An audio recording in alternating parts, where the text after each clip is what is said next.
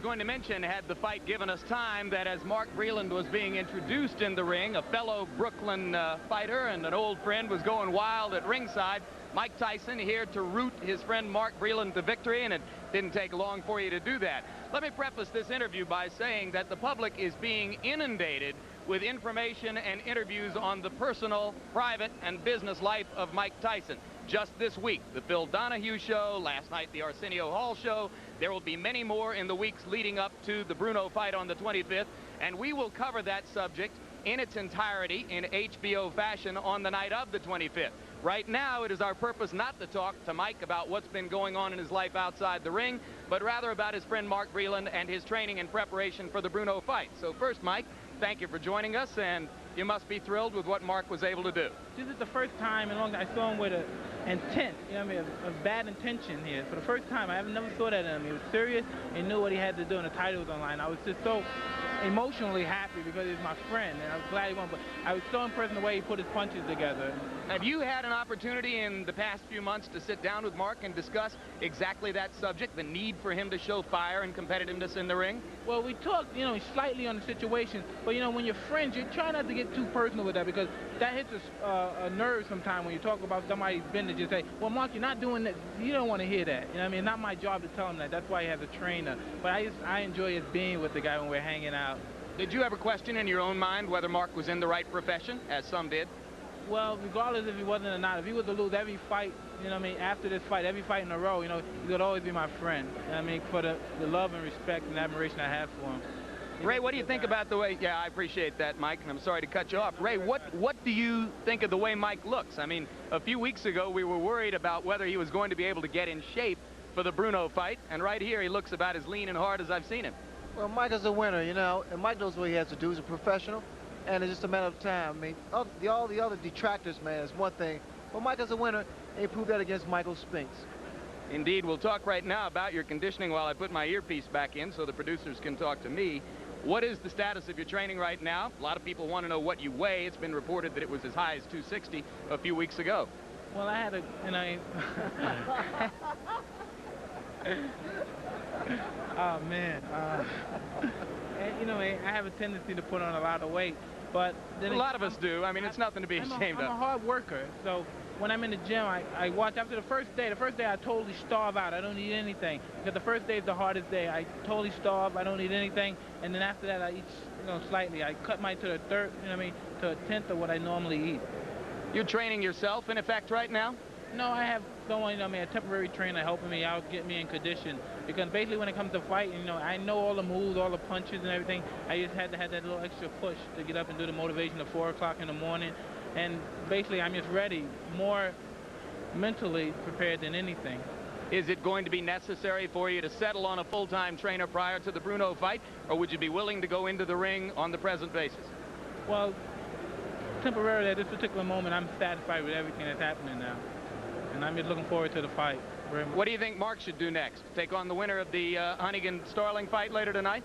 Well, my personal opinion, he should fight right away. He should fight again. He should fight again right away. And 2 more fights, then fight the guy. You know what I mean? For the purpose of winning the title. You know, to fight a couple more fights, defend your title 3 more times, then fight again, then unify the title. Final word of advice from one champion to another? Well, it's just a matter of...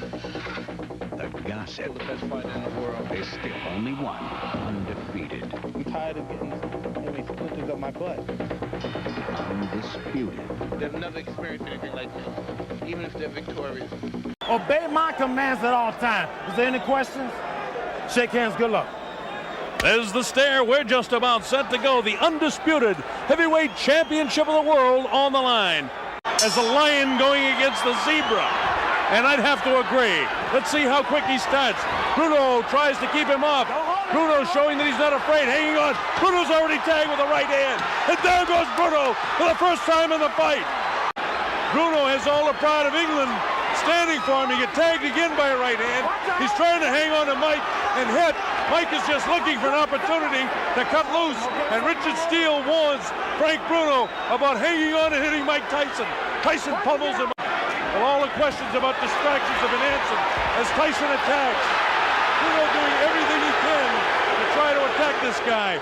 I don't think points will mean anything by the time this fight's over. But Frank Bruno is trying to make a fight of it. Now Frank comes very slowly across the ring. He knows he's in with a bull. Tyson gets nailed with a left hook. Tyson looks wobbly as he attacks Bruno. Bruno continues to throw. Tyson was caught and wobbled.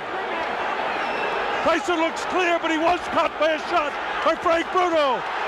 Tyson trying to fight back, and Bruno did catch him with a shot. That's the first time I've seen anything like Tyson staggered. Surprised Tyson by catching him in the first round. He's nailed again with that inside right hand. You see Frank continuing to hold with a left hand behind the head of Mike Tyson. Left hook to the body. Tyson attacks with a left of his own. The right hand catches Bruno.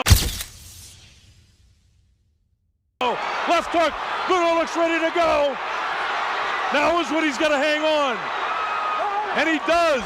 In fact, for the betting public, round 3 is an important round. In such magnificent shape. Big, vicious body shot. Tyson, lightning hands.